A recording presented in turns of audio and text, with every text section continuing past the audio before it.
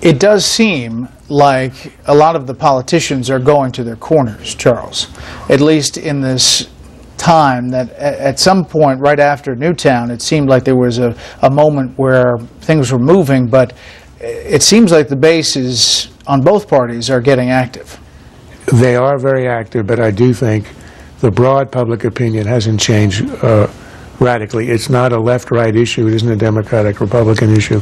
There are a lot of Democrats who are pro-gun, as you see it, as represented by many of the senators. So, and I think we're going to end up exactly where we started.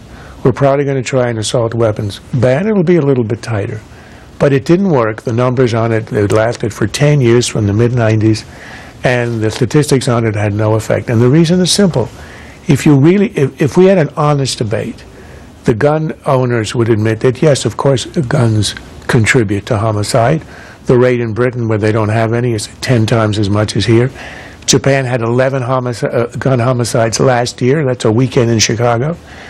But where we are different, we have a 200-year history and culture of gun ownership, and we have a Second Amendment.